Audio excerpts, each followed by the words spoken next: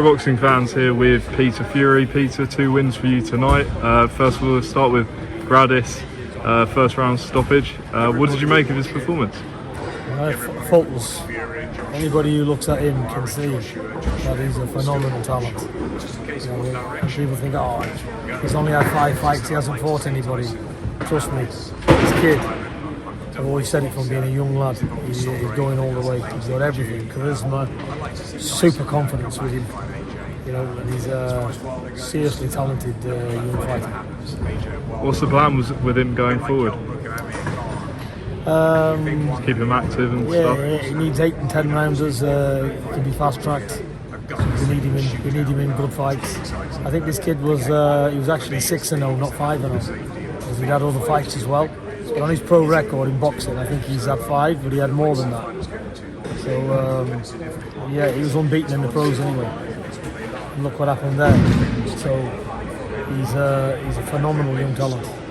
5 rounds for Hughie tonight. How did you assess his performance against the tough Dan Garber? He was sparring 2 weeks ago and he broke his hand across the back. The main bone in his hand is cracked. So he went in there effectively with a broken hand because he couldn't punch with the right. Mm-hmm. Yeah. So yeah, for one hand, what can you do? But it was all right. He never got out of first gear, did he? Which I wanted him to run through the gears and go for the motions. And he said to me after, he said, every time I touch every time I touched you with my right, put inflicting pain all in my arm. He said, so he just done what he needed to do really to get the rounds. Plus, we know Dan Garber, and Dan Garber, it wasn't our intention to try and take Dan Garber out. It was just to get the rounds anyway. So his right hand was enough. Look, he can move. He's an experienced fighter, isn't he? So at this level, it's just to get you rounds. But I want to thank Dan Garber, because if it hadn't have been Dan Garber and anybody else, we would have probably pulled Hughie out. But because we know him, and he's a lovely fella, and he needs a payday as well. So and Hughie can get the rounds, one hand or not. So yeah, it's a run out. That's all it ever was, a run out for Hughie. So he ticked the boxes, and yeah, he's had 6 rounds. He'll get the hand. Probably put in a splint, have a cast on it, and that's it. He can go and get it fixed.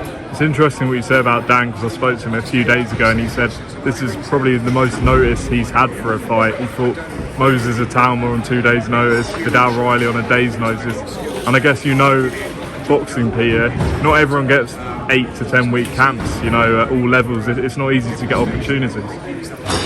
This was Dan's world title fight. And, God love him, he come, he tried, he's had tons of sparring, he's had brilliant preparation, he really wanted to put on a good show and do the best he could. And he did. He got to 5 rounds, with somebody who's on a world level, so, it's good for Dan, perfect. But regards Hughie, he's just touching him up in there, getting the rounds. I don't think he got it, or if he did, I don't know, he didn't seem to get it. He seemed to be moving, blocking and swaying everything, so it was no problem for him. But yeah, what Hughie needs to do now is get a serious fight, get in a serious training camp, and let's get going, because these type of fights, what can I say? He's had 5 rounds. And he's done the best he can with one hand. We've got a big heavyweight fight. Will you have your eye on that for Hughie tomorrow night, Joyce and Hrgovic?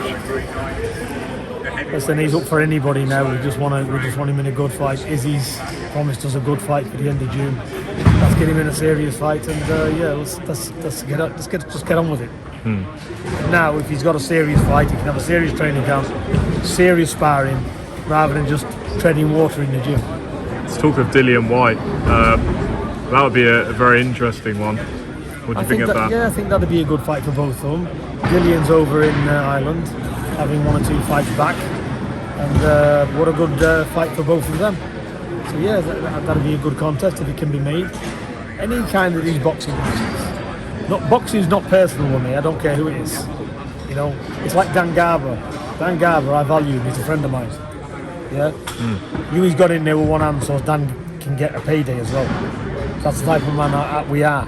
Yeah. Fighting people. So it doesn't matter what it is. I know Dillian Whyte. Dillian Whyte's a friend of mine. I think he's a real nice fella. But they're heavyweights. Have a boxing match, shake hands afterwards, go to the pub or something, have a drink, and get a good payday and do the best you can. And before or after, it doesn't matter to me. If a fighter's better than the other fighter, that's it. It's a great sport. That's what it's about. And I'm sure you'll be with a glass of red tomorrow night watching Joyce Hrgovic. What's your thoughts on the fight, Peter? I'm not here because I'm going to go abroad. I'm going to go on a holiday. But I think, I don't know, Joe's done a lot in boxing. And in his last few fights, he seems to really slow down. You know, so I don't really know what to expect. But Hrgovic is also a bit of a plodder. He's easy to hit. So we might see a good fight, or we might see this could be the end for Big Joe. I don't know. Maybe it's a fight too many for Joe. Just don't know, because in his last few fights, it's not looked good. Yeah. And just lastly, Peter, obviously we've got Eubank and Benn coming up. A couple of weeks to go. Billy Joe feels that if he catches Eubank like Liam Smith did in the first fight, that he can take him out. Do you believe that, or do you think weight classes for a reason? I think weight classes do matter. I've always said I think young Ben is going to be super strong. He's coming up and he will be bull strong. To go with the aggression as well is a dangerous concoction. So, but if it was all about sheer power and strength, it's only part of it. There's other things involved in world level boxing. So Eubank's experienced. I think he's going to step back. He's going to try and catch him on the way in, try and cover him up, tie him up. I just think and try and get Ben into middle rounds. Where Ben's obviously going to be pushing it. He's got to push it. He can't stand off Eubank. He's got to bring it. But bringing it and not having success, where it's hard, you're having a hard 5 or 6 rounds, and the guy's fending you off, and he's doing all of his things, and he's a naturally bigger man. Can take his toll. Can Eubank take the ferocity of Conor Benn? We don't know. Can Conor Benn do a 12-round fight being countered every so often coming in? Is that going to have its toll? That's why it's a genuine 50-50 matchup. It's what you go for.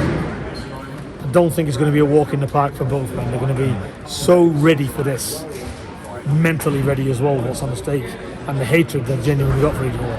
I think that's going to lift them 50% more, better than what they've ever been. So I think we're in for a real fireworks job here. Peter, appreciate your time. Enjoy your holiday. I'm looking forward to it.